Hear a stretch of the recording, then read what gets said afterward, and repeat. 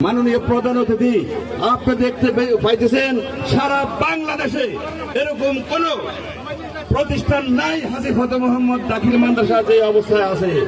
একমাত্র এই প্রতিষ্ঠানের আমি দীর্ঘদিন সভাপতি এবং আমরা প্রতিষ্ঠানটি প্রতিষ্ঠা করার কারণে আওয়ামী দুঃশাসনের সময় আমরা এটাকে অন্তর্ভুক্ত করতে পারি নাই। সাবেক চেয়ারম্যান জনাব গোলাম সরোয়ার সাহেব আমাকে জানিয়েছেন, সঙ্গে সঙ্গে আমি বুঝেছি যে এই প্রতিষ্ঠানটা আমাদের খুব জরুরি এবং এই প্রতিষ্ঠানে যে কাজ হয় নাই এটা আমি নির্বাচন কালীন এসেও দেখেছি। সুতরাং খুব সহসায় এই কাজ এখানে টেন্ডার হবে এবং অবকাঠামোগত উন্নয়ন হবে, বিল্ডিং এর কাজ শুরু হবে।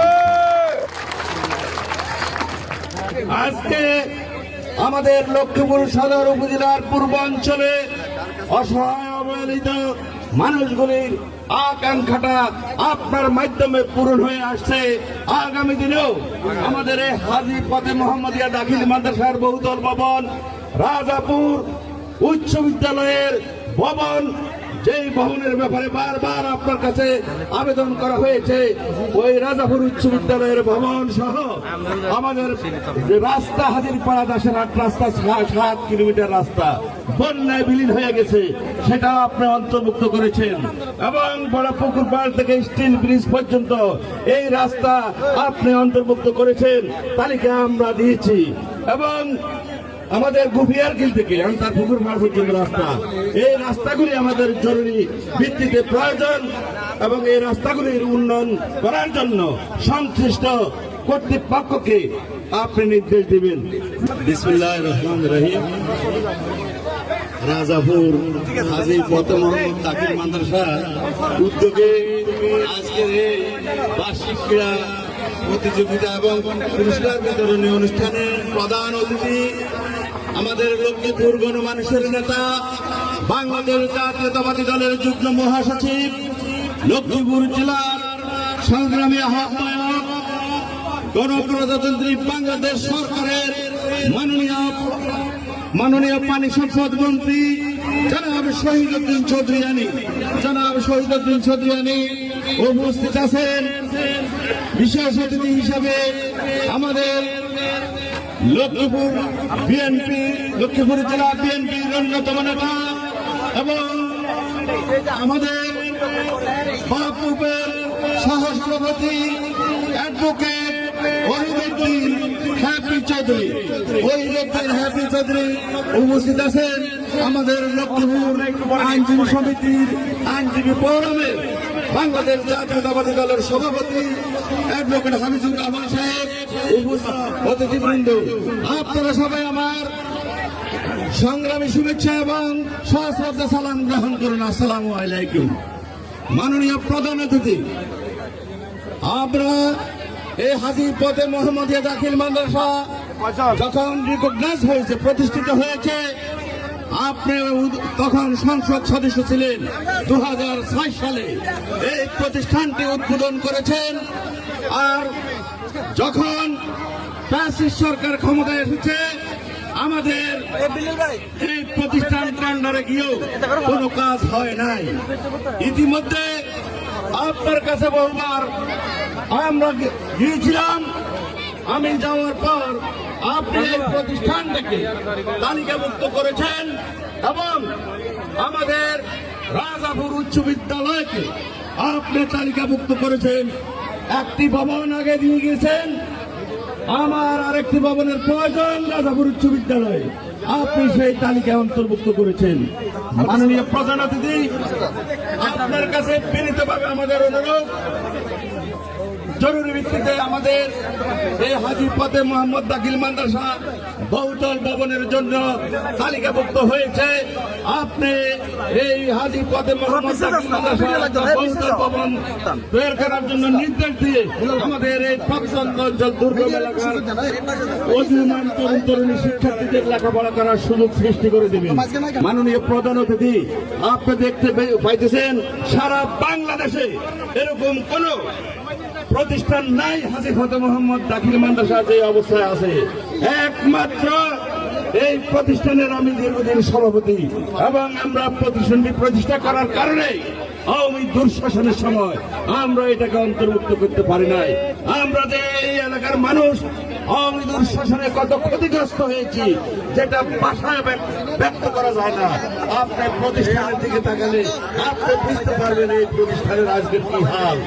আমরা যারা এই অঞ্চলে বসবাস করি আমাদেরকে কিভাবে নির্যাতন করেছে এবং রাস্তাঘাট বলেন, ব্রিজ কালভার্ট বলেন, আপনার আমলে যা হয়েছে এর পর থেকে এক কোড়া মাটি এই বেড়ি বলেন, সংশ্লিষ্ট হাজিরপাড়া দশরাক বলেন এবং আমাদের বড় পুকুর পাড় থেকে স্টিল ব্রিজ পর্যন্ত কোন উন্নয়নমূলক কাজ হয় নাই।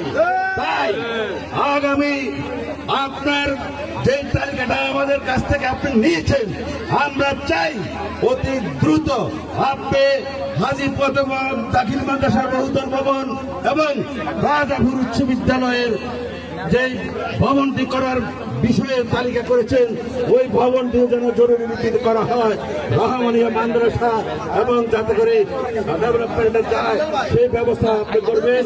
আপনার কাছে আমাদের এলাকার প্রাণের দাবি। আমি আর কথা না বাড়িয়ে আমাদের এই মাদ্রাসা রাজাপুর হাই স্কুল সহ রাস্তাঘাট, ব্রিজ কালভার্ট আপনার সবকিছু জানা আছে, এগুলির উন্নতি কামনা করে আপনারা আজকে প্রধান অতিথি, বিশেষ অতিথি সহ যারা উপস্থিত হয়েছেন সবার সুস্বাস্থ্য দীর্ঘায়ু কামনা করে আমি আমার বক্তব্য এখানে শেষ করছি। খুদা হাফেজ, বাংলাদেশ জিন্দাবাদ। হাজী ফতে মোহাম্মদিয়া দাখিল মাদ্রাসা, এই মাদ্রাসা যখন শুরু হয় তখনই আমি এই মাদ্রাসায় উপস্থিত হয়েছিলাম। সামান্য ছোট্ট একটা দশ দিয়ে আমরা শুরু করি। সামনে দেখা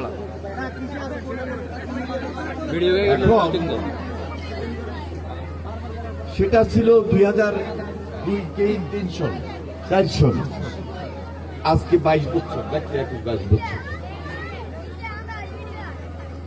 এই 21-22 বছরে এই মাদ্রাসার তেমন কোনো উন্নতি হয়েছে কিনা চোখে পড়ার মতো কিছুই দেখি না। এটা দুর্ভাগ্য, এই জাতিরও দুর্ভাগ্য, আমাদেরও দুর্ভাগ্য। এই মাদ্রাসার মধ্যে যারা পড়ালেখা করে এরা বেশিরভাগ আমাদের এই অঞ্চলে। এদের দীর্ঘদিনের অভিভাবকদের দাবি পড়ালেখার স্বার্থে একদম তৃণমূল পর্যায়ের গ্রাম অঞ্চল, এখানে যদি এই প্রতিষ্ঠানকে আমরা উন্নত না করি তাহলে এই যে এলাকার মানুষের যে দাবি, সেই দাবি অনুযায়ী এলাকাকে শিক্ষিত করা সেটা কিন্তু খুব কঠিন হয়ে পড়েছে।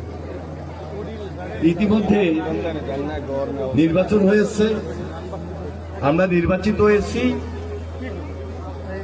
আপনাদের সরকার আজকে দেশের রাষ্ট্রীয় ক্ষমতায়।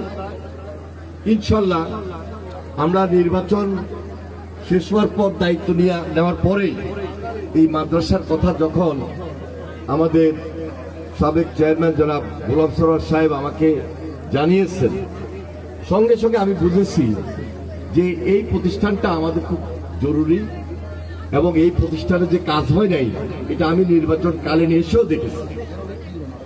সুতরাং খুব সহসায় এই কাজ এখানে টেন্ডার হবে এবং অবকাঠামোগত উন্নয়ন হবে, বিল্ডিং এর কাজ শুরু হবে। এটা এলাকার প্রয়োজনে শুধু না, এই যে শিক্ষার্থী যারা এখানে ছাত্র ছাত্রী তাদের পড়ালেখার জন্য, তাদের ভবিষ্যতের জন্য সবচেয়ে বেশি জরুরি। আমি আশা করছি যে আজকে এই হাজী ফতে মোহাম্মদিয়া মাদ্রাসা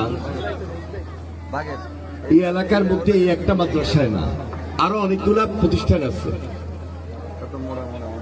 হাই স্কুলও আছে, প্রাইমারি স্কুলও আছে, মাদ্রাসাও আছে। দীর্ঘদিন যেহেতু অত্র এলাকায়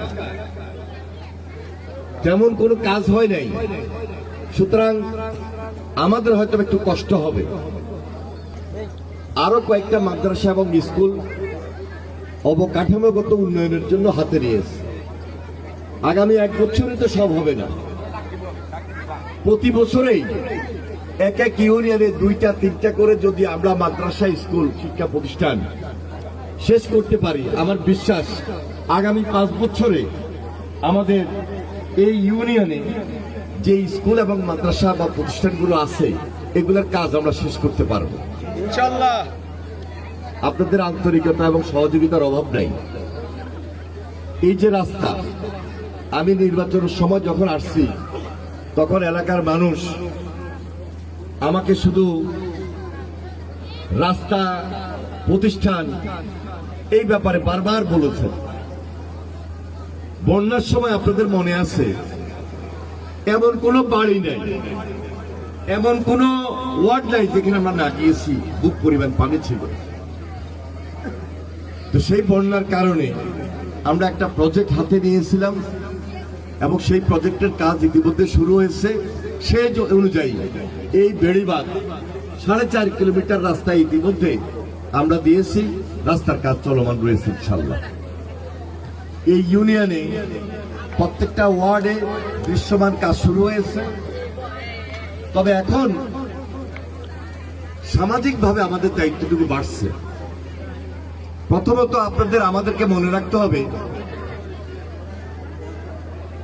যে সবাই ডিমান্ড অনুযায়ী, চাহিদা অনুযায়ী আমরা প্রথম বছরে সব কাজ শেষ করতে পারবো না। তবে সবারই আগ্রহ, সবারই চাহিদা, দীর্ঘদিন যেহেতু কাজ হয় নাই উন্নয়নমূলক, একসঙ্গে হয়তো আমরা সব কাজ যেন করি, এটা সবার মনের ইচ্ছা। কিন্তু মনে রাখবেন এই ধারাবাহিকতা আমরা রক্ষা করে আপনাদের প্রয়োজনে যা যা উন্নয়নমূলক কাজ করা দরকার সেই কাজটুকু আমরা হাতে নিব এবং সেই উদ্যোগও আমরা গ্রহণ করেছি।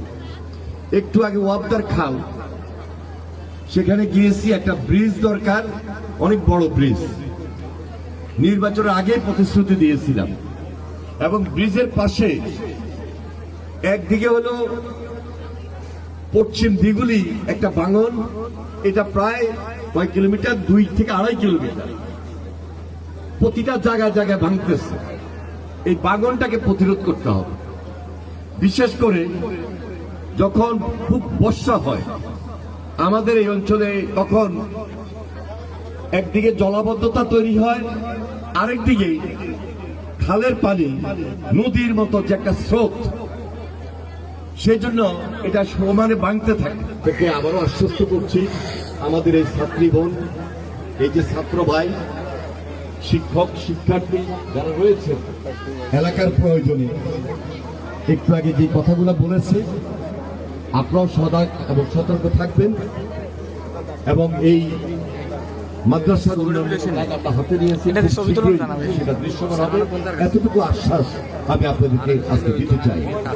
পড়ালেখার মান যেন ভালো থাকে, আপনি বিশেষভাবে দেখাশোনা করবেন। অতীতেও করেছেন, হয়তো বা অনেক কিছু বাস্তবতার আলোকে পারেন নাই।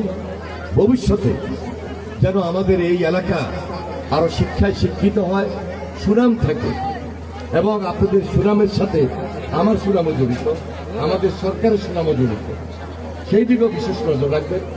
যেখানে অ্যাডভোকেট হাফিজ সাহেব, ওনার বাড়ি আমাদের এই অত্র ইউনিয়নে, এখানে হ্যাপি চৌধুরী সাহেব আছেন, যিনি ফুটবল ফেডারেশনের ভাইস প্রেসিডেন্ট হিসাবে নির্বাচিত আছেন এবং আমাদের স্থানীয় নেতৃবৃন্দ এখানে রয়েছেন। আমরা এখন থেকে আমাদের এই অত্র অঞ্চলে যে কাজগুলা করব, সেই কাজগুলা যেন সুন্দরভাবে হয়, নিজেদের মধ্যে যেন একটা সুসম্পর্ক রেখে